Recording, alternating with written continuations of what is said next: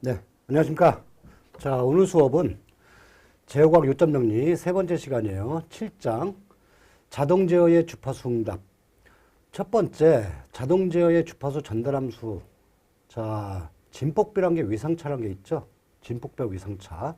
근데 사실 요 진폭비하고 위상차가요, 우리가 알고 있는 내용이야. 무슨 얘기냐면, 자, 임피던스.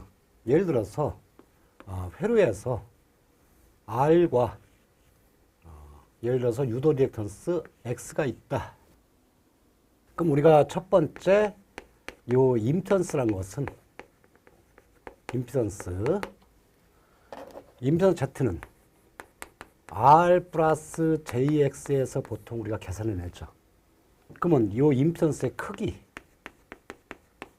자, 임피던스 크기 어떻게 계산해요? 당연히 Z의 크기는 루트의 R의 제곱 플러스 X의 제곱, 이렇게 벡터로 계산하죠. 피타고라스 정리. 자, 그 다음에 세 번째, 요 임피던스의 위상차는요, 위상각은 지금 회로 복습하는 거예요. 세타 이꼴 아크탄젠트의 R분의 X. 자, 임피던스의 크기와 위상을 이렇게 구했는데, 사실 제어장치에서 진폭비의 위상차도요, 똑같은 방법이야. 지금 보세요 한번. 0에서부터 G, J, 오메가 함수가 이렇게 있었을 때 얘가 크기죠, 크기. 이 크기는 어떻게 계산해요? 실수의 제곱 플러스 허수의 제곱. G, J의 크기는 루트의 A 제곱 플러스 B의 제곱. 피타고라스 정리 적용하는 거 똑같죠. 그죠? 똑같아요. 그 다음에 위상차는요, 요 세타니까 얘가 탄젠트 각이잖아요. 그러면 A분의 B로 올라가는 거니까 세타 이꼴 아크탄젠트의 A분의 B가 되는 거죠. 여러분들이 기본적인 수학, 기본적인 상가함수만 알아도 요 진폭비와 위상차 계산법은 너무도 쉽게 구할 수 있는 거죠. 그래서 다시 한번 복습 차원에서 회로에서 R과 X의 직렬일 때의 임피던스의 크기와 위상차 이용해서 이거 갖다 제가 설명해 드렸으니까 내용이 똑같다. 이렇게 정리하시면 되는 거고. 자, 그 다음에 벡터 궤적. 자, 비례 요소. 우리가 비례 요소라는 건 GS 이꼴 K죠. 근데 이 K라는 것은 주파수가 상관이 없잖아요. 그죠? 주파수가 변하더라도 어차피 이 벡터 궤적이란 게 주파수가 변할 때 그 흔적을 갖다 그려보는 거거든요. 근데 K라는 것은 주파수 상관이 없죠. 상수니까. 그 다음에 실수부 K에 지킨다는 얘기죠. 이게 비례 요소의 벡터 궤적. 미분 요소는요. 미분 요소는 GS 이꼴 우리가 S가 바로 미분이죠. 자, S는요, 복수함수니까 J 오메가가 된단 말이야. 그럼 여기서 오메가가 0일 때, 그 다음에 오메가가 무한대일 때, 이 과정을 갖다가 궤적으로, 흔적으로 그려보겠다는 얘기거든요. 그러면 오메가 0일 때 얘가 0일 거 아니야. 그죠? 얘가 오메가 이꼴 0에 위치거든요. 그 다음에 오메가 무한대일 때는 얘가 무한대니까 J 무한대. 이거 J축이니까 J의 무한대 쪽으로 간다는 얘기거든. 그럼 어떻게 되겠어요? 0에서 출발해서 요 허수부로 무한대로 진행해 간다는 얘기죠. 즉 얘가 미분 요소의 벡터 궤적. 이렇게 그리면 되는 거죠. 그 다음에 적분 요소는요. 적분 요소는 미분하고 반대일 거 아니야. 자, 적분 요소 한번 그려볼까요? GS 이꼴 S분의 1이란 말이야. 그러면 S 이꼴 J 오메가. 이렇게 됐죠. 그러면 오메가가 0일 때, 오메가 0일 때, 0이면 어떻게 돼요? J의 0분의 1이니까 어떻게 되겠어요? 얘는 마이너스 J의 무한대가 되겠지. 그렇죠? 그 다음에 오메가가 무한대일 때는요. 얘가 무한대란 말이야. 그럼 어떻게 돼요? J 올라가면서 마이너스 J의 0이 되는 거죠. 즉 흔적이 적분 요소는 마이너스 무한대에서부터 오메가 0일 때 마이너스 무한대로 진행해서 어디로 간다는 얘기예요? 0으로 근접한다는 얘기죠. 이런 식으로. 자, 그 다음에 비례 미분 요소, 일치화 지연 요소, 부동작 시간 요소. 내가 다 일일이 그려주기는 힘들고 비례 미분 요소는 이렇게 진행하는 거고요. 일치화 지연 요소는 이런 식으로. 부동작 시간 요소는 이렇게 원으로. 그래서 이 원을 벗어나지 못하니까 얘가 부동작 요소라는 얘기거든요. 자, 이렇게 6가지 요소의 벡터 궤적도 알아두시고. 자, 그 다음에 제역의 형에 따른 벡터 궤적. 자, 지금 이 평면상에다가 얘가 1상한, 얘가 2상한, 얘가 3상한, 4상한이죠. 결과적으로 0형제역일 때는 4평면에, 1형제역일 때는 3평면에, 2형제역일 때는 2평면에, 삼형제일 땐 1평면에 뭐 문제에서는 삼형제곱까지는 잘 안 물어보지만은 자 이게 무슨 말이냐 우리가 전달함수 GS가 예를 들어서 분자는 그냥 간단하게 1이라고 해볼게요. 교재에 있는 것처럼. 그 다음에 분모가 가로밖에 차수가 S의 K야. 그 다음에 여기에 S 플러스 A가 있다고 해볼게요. 분모에 가로가 하나야. 그 다음에 요 K가 제게 형태를 갖다 말하는 거죠. 만약에 K가 0이다. 그렇다는 얘기가 무슨 뜻일까요? S 이꼴 0. S 플러스 A분의 1이 되는 거고요. 그 다음에 S 이꼴 0은 S의 0 차면은 이건 1이죠. 그죠? 1 쓸 필요 없고 S 플러스 A. 즉, 얘가 영형제곱이 되는 거거든. 자, 영형제일 때는 어디에 존재한다? 사상안에 존재한다. 근데 여기 조심할 점이 뭐냐면 이 분모에 얘가 사상안이고 요 가로가 하나죠. 하나일 때는 요 평면 하나만 그려지는 거지. 근데 만약에 교재에 있는 것처럼 요 S의 K는 0 차면서 가로가 하나일 때는 요 한 평면 그려지지만 만약에 가로가 이렇게 S 플러스 B 가로가 두 개가 있다. 그럼 두 개가 있으면은 0차니까 영형제곱이니까 4평면에 존재하는 건 당연한 건데 얘가 가로가 두 개일 때는 두 개 평면을 거친다. 즉 무슨 얘기냐면 얘가 이런 식으로 뭐 여기서 나와서 예를 들어 이렇게 가겠죠. 이런 식으로 갈 수 있다는 얘기지. 인접한 평면으로 두 평면을 거칠 수 있다는 얘기죠. 자, 만약에 S 플러스 C가 있다. 그러면 얘가 가로가 3개잖아요. 그럼 어떻게 되는 거예요? 그러면 분명히 0차니까 삽상안에서 출발하겠지만은 얘가 3개의 평면을 갖다 거친 다음에 이렇게 갈 수 있다는 얘기죠. 그죠? 예, 이걸 말하는 거죠. 자, 그 다음에 만약에 이렇다면 어떻게 돼요? 이렇다면은 만약에 S의 1차다.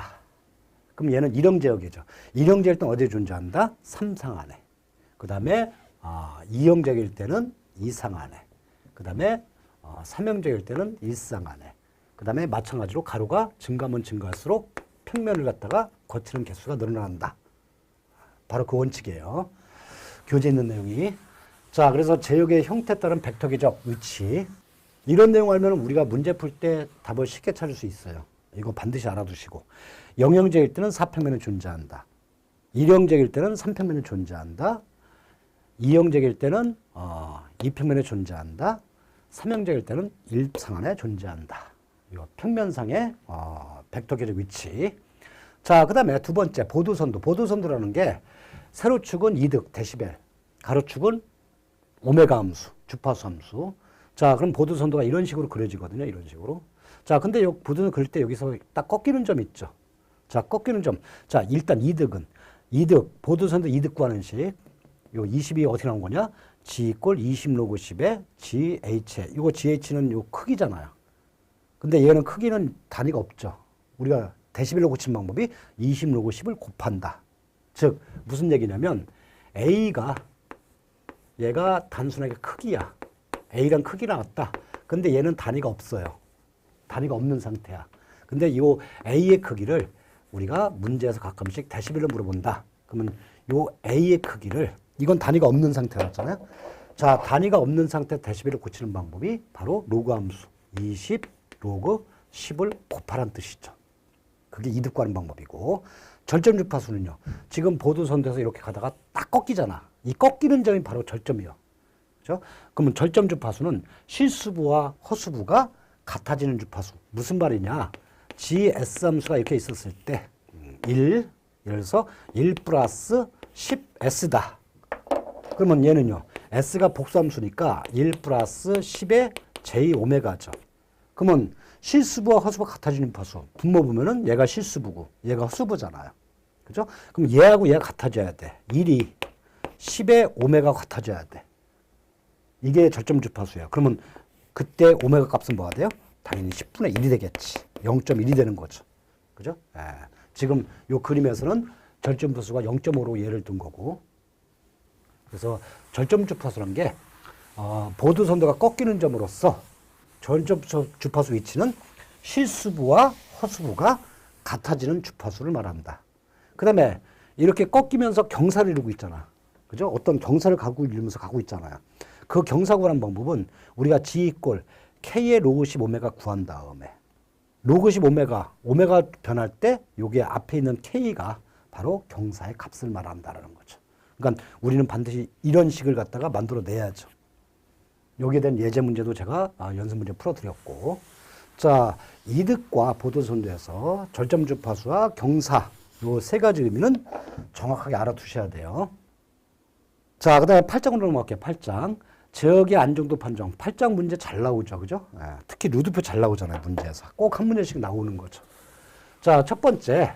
루드표의 안정도 판정 방법이 우리가 특성 방식 갖다가 이용해서 풀어야 돼. 근데 특성 방식에서 안정하기엔 조건이 있어요. 세 가지가. 자, S의 3승 2S의 제곱 플러스 3S 플러스 1 이퀄 0이다. 만약 예를 들어서 이렇게 특성이 있다. 했을 때 자동제어의 안정하기 위한 필요 조건. 다음과 같은 반드시 세 가지 조건이 만족해야지 이 제어 장치는 안정 동작을 한다. 첫 번째가 특성 반응식의 모든 개수의 부호가 같을 것. 자, 얘가 1, 얘가 2, 얘가 3, 얘가 1. 전부 다 플러스 값이죠. 이렇게 모든 숫자가 플러스 값이 돼야 된다는 얘기야. 만약에 하나가 마이너스 되면 불안정이다. 그 다음에 두 번째, 특성 방식의 모든 차수가 존재해야 된다. 얘가 3차, 얘가 2차, 얘가 1차, 얘가 0차죠. S의 0. 그죠? 그래서 모든 차수가 존재해야 된다. 그러니까 일단은 자동 제어 장치가 안정하려면 두 가지 필요 조건. 하나는 모든 개수의 부호가 플러스일 것. 부호 같을 것. 두 번째가 모든 차수가 존재할 것. 그러면 안정이냐? 아니죠. 세 번째로 가봐야지.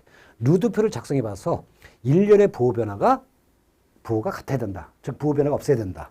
만약에 부호 변화가 생기면 그 부호 변화의 개수는 S평면의 우반평면. 우반평면은 불안정근이죠. 그죠? 존재하는 근의 수를 말한다. 그래서 부호 변화가 있으면 불안정이다. 이렇게 판단하는 거죠. 자, 그러면 제어 장치의 안정도를 판정하려면 루드표를 작성해봐야 된다는 얘기잖아. 그러면 루드표를 실제로 작성해봐야죠. 자, 예를 들어서 이런 특성을 있다. 4차예요, 4차. 얘가 개수고 A0의 S의 4승, A1의 S의 3승, A2의 S의 제곱, A3의 S, 그 다음에 A4 이퀄 0이 있다. 자, 루드표 어떻게 작성하죠? 가장 높은 차수 S의 4차, 그 다음에 낮은 차수 3차, 2차, 1차, 반드시 0차까지.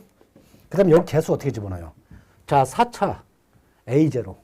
A0가 바로 여기 붙는 거지. 그 다음에 A 3승 있는 A1은 여기다 집어넣어야 되니까 이거 쓰면 안 되고 한강 건너뛰어서 A의 뭐죠? 2가 되는 거지. 그래 또 한강 건너서 A의 4가 되는 거고. 자, 밑에는요.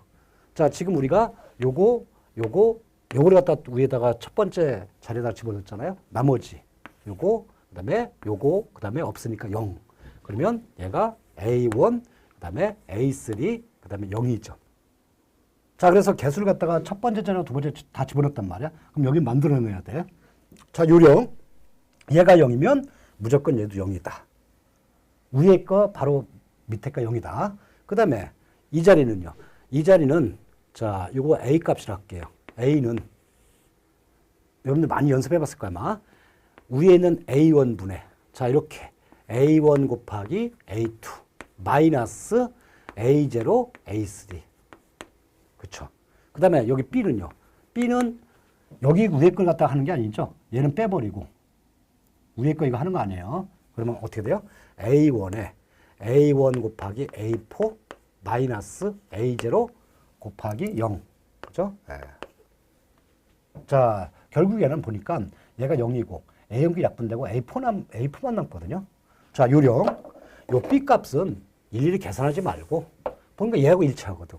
그러면 얘가 그대로 여기로 간다는 얘기죠. 즉 이런 식의 원칙이 있어요. 그러면 훨씬 더 빨리 작성할 수 있겠죠. 자, 그 다음에 이 값은요. 이 값은 자, 여기는 똑같은 방법이야. 위에 A 구한 다음에 이 A 구했잖아요. A 곱하기 A3 또 엇갈려서 그 다음에 어떻게 해요? 얘하고 마이너스 A1에 A4 그렇죠? 이렇게. 그 다음에 여기는요. 여기는 계산할 필요 없죠. 자, 얘가 0이란 말이야. 자, 얘가 이렇게 갔으니까 이제 얘가 이렇게 가야겠지. 얘는 0이란 얘기죠. 그 다음에 마지막 요 자리는요. 요 자리는 얘 갖다 우리가 C라 할게요. 그러면 C분의 C 곱하기 뭐요? A4. 그 다음에 마이너스 이렇게 그 다음에 A 곱하기 0. 그죠? 근데 어차피 A 곱하기 0은 0이니까 약분되면서 A4. 이게 바로 간다는 얘기야. 즉, 얘가 바로 여기하고 일치한다는 얘기죠. A4로. 이런 요령 알면 훨씬 더 빨라지겠지. 이래서 이렇게 작성한 다음에 일렬의 부호 변화가 일렬 여기지 말은 거죠. 얘가 부호가 전부 다 플러스가 돼야만이 안정이다. 만약에 마이너스 있으면 부호 변화가 일어났잖아요. 불안정이 되는 거지. 자, 루드표 많이 작성해 봤으니까 이렇게 정리하면 되는 거고. 자, 그 다음에 두 번째는요. 나이키 선도. 자, 나이키 선도란 건 어떤 실수와 호수에다 이렇게 근 궤적을 그려보는 거죠. 근데 기준이 마이너스 1과 제0점이 얘가 임계 조건이야. 얘가 임계 지금 상태를 그려놓은 거죠. 자, 나이키 선도의 안정도 판정의 특징. 이것도 문제 물어보니까 나이키 선도를 우리가 그려보면 안정도에 대한 정보를 제공해 준다. 안정이냐 불안정이냐. 그 다음에 시스템에 대한 안정도를 개선시킬 수 있는 방법을 알려준다. 그 다음에 세 번째가 시스템의 주파수 연결 응답에 대한 정보를 제공해 준다. 이게 나이키 선도의 세 번째 기능, 세 가지 기능이에요. 이것도 알아두시고 문제 나오니까. 자, 그 다음에 나이키선 안정도 판정 방법이 조심할 점이 나이키선 경로가 시계 방향으로 갈 때 있고 반시계 방향일 때 해석이 틀려져요. 자, 그러면 첫 번째 시계 방향. 시계 방향이란 것은 바로 이거죠.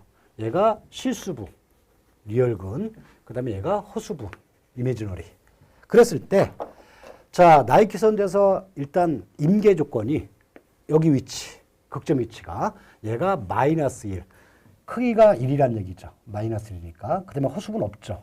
제0점. 자, 여기가 기준이야. 기준 잡았을 때, 요 임계니까 시계 방향. 시계 방향은 이렇게 간다는 얘기잖아요. 이게 시계 방향 쪽이죠. 그죠? 네.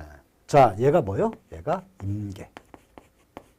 자, 시계 방향일 때, 얘가 경계선 임계일 때, 만약에 나이키 선도가 이렇게 요 임계보다도 작은 영역으로 간다. 그럼 이만큼 여유가 생기는 거잖아요. 얘를 갖다 우리가 안정. 반대로 임계를 초과하면 얘는 넘어버렸잖아요. 그럼 얘는 불안정. 즉 시계 방향일 때는 안쪽이 안정이고 바깥쪽이 불안정이에요. 그럼 반시계는요. 반시계는 반대로 생각하면 돼. 왜? 경로가 거꾸로 가고 있잖아. 반시계 방향과 거꾸로 가고 있는 거죠. 자, 임계 기준점은 당연히 마이너스 1, 제0점이죠. 근데 얘가 반시계로 간다는 얘기거든요. 경로가. 그럼 반시계니까 이렇게 오겠지. 얘도 마찬가지로 임계야. 이 경계선은 똑같아요. 근데 반시계는 시계 방향과 반대로 가고 있잖아. 반대로 해석해야 돼. 만약에 바깥으로 이렇게 간다? 그러면 얘가 안정. 반대로. 그 다음에 안으로 간다? 얘는 불안정. 자, 만약에 여러분들이 정리하실 때 저거하고 이거 혼동스럽다 그러면요. 둘 다 하지 마시고 시계 방향은 기준 잡아서 하세요. 이렇게. 저거 하나만 하시면 되잖아요. 그 다음에 반시계일 때는 이게 뒤바뀌는 거지. 성질이. 그렇게 정리하면 훨씬 더 수월하겠죠. 자, 그 다음에 나이키 선도에서 이득 여유 및 위상 여유 구하는 이것도 문제 가끔씩 나오니까. 그러면 나이키 선도 그려봤잖아요. 이렇게. 그럼 얘가 바로 뭐예요? 얘가 GH의 크기거든요. 그러면 우리가 이득 여유, 개인 마진, 이득의 여유, 안정적인 이득 여유는 20로그, 그 다음에 조심할 점이 GH의 역수로. 이게 역수로가, 이게 공식이에요. 기본 공식. 그 다음에 만약에 이게 역수에서 집어넣기 싫으면 없이 로그 성적의 분모가 올라가면서 마이너스 바뀌는 거거든요. 그럼 마이너스 20로그의 GH. 그러면 요식을 써야 돼요? 요식을 써야 돼요? 요식이 편한 사람은 요식을 쓰고 요식이 편한 사람은 요식을 쓰면 돼. 결과값은 똑같이 나오게 되겠죠. 자, 그 다음에 얘가 이득 여유가는 식이고 나이키 선도가 안정하려면 요 이득 여유가 4에서 12대 11 정도. 그 다음에 위상 여유는 30에서 60도. 즉 전부 다 플러스 값이 되어야지 안정이다. 이게 안정 조건이에요. 나이키 선도에서. 자, 그 다음에 9장 근궤적.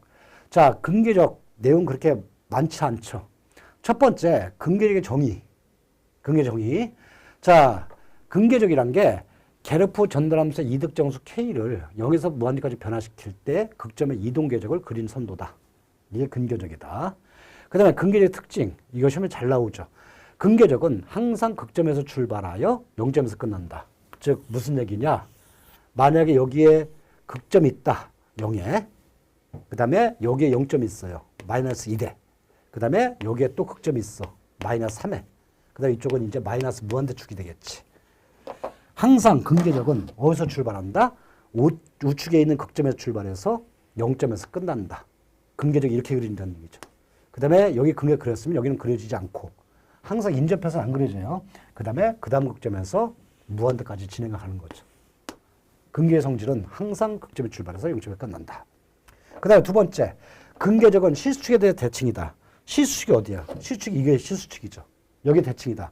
만약에 어떤 근계적이 그려졌다. 그러면 실수축에 대해 대칭이다. 또 다른 근계적은 이런 식으로 대칭형으로 그려진다. 실수축에 대칭이다. 허수에 그려지는 거 없나요? 없어요. 이거는. 그 다음에 근계의 개수는 0점수와 극점수 중에서 큰 것과 일치한다. 만약에 어떤 GS 함수가 S 플러스 1, S 플러스 2, S 플러스 3이라고 줘졌다고 한다면 자, 우리가 앞에서 0점과 극점 확인했잖아요. 자, 0점 뭐죠? 0점 마이너스 3. 한 개거든요. 그 다음에 극점은요. 마이너스 1과 마이너스 2. 얘는 두 개 생겼잖아. 그러면 근계적은요. 근계적은 0점수하고 극점수 중에서 어떤 걸 일치한다? 항상 큰 걸 일치한다. 지금 예를 들어서 극점이 두 개로 더 많으니까 근계적도 두 개가 그려진다는 얘기죠.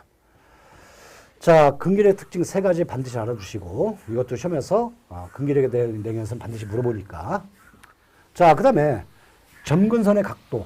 점근선이란 게 뭐예요? 점근선이. 예를 들어서 이거죠. 근계적을 갖다가 이렇게 그렸단 말이야. 만약에 이렇게 근계적을 그렸다고 치자고요. 자, 이런 식으로. 자, 점근선이라는 게 어떤 여기서 또 예를 들어서 요 위치에서 이렇게 호수부 쪽으로 가는 근계적이 또 그릴 수 있거든요. 그러면 이렇게 딱 가다가 딱 꺾이는 거. 여기가 뭐냐? 바로 점근선이라는 얘기죠. 점근선. 그러면 점근선 위치. 그 다음에 이 각도. 어떻게 구할 거냐 이거지. 자, 점근선의 각도, 그 다음에 점근의 교차점. 얘가 교차점이고, 얘가 각도고요. 자, 각도 구할 때는 각도 알파는 P-Z, 그 다음에 2K 플러스 1의 파이. 그 다음에 여기서 단 K는 0, 1, 2. 뭐 이런 식으로 계속 진행하는 거죠. 자, 그러면, 자, 이게 무슨 뜻이에요? P가, 얘가 극점의 수. 그 다음에 얘가 0점의 수. 그러면, 예를 들어서 GS 이꼴, S 플러스 1, S 플러스 2. 위에가 S 플러스 3이라고 해볼게요. 그러면 0점수 몇 개? 1개. 마이너스 3에 극점수 몇 개? 2개. 이렇게 생겼잖아. 그러면 각도는요. 알파 이꼴 극점수 2개. 0점수 1개. 그 다음에 2K 플러스 1의 파이. 파이가 뭐죠? 180도잖아. 그 다음에 K에다 뭐 집어넣어야 돼요? 0서부터 계속 집어넣어 봐야지. 0. 그러면 180도. 1 집어넣으면 2에다가 1이니까 3이 되는 거죠. 그죠? 3, 1은 3, 3, 6, 18. 그죠? 몇 도예요? 3 곱하기 180도. 3, 1은 3, 3, 8, 24. 540도인가 나오죠. 계속 이런 식으로 각도를 계산할 수 있다는 얘기죠. 그 다음에 점근은 요 교차점. 델타. 델타 구하는 식은 P-Z 위에 시그마 P 마이너스 시그마 Z라는 뜻이죠. 자, 이게 무슨 뜻이에요? P하고 Z는 극점수, 0점수.